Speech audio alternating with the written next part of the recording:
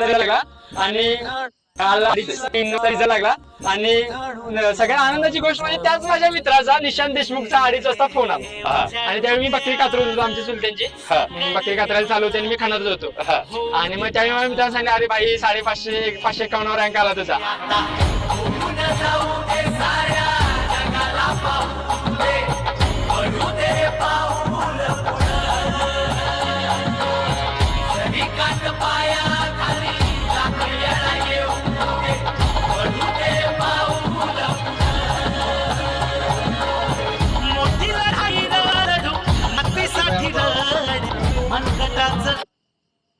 काल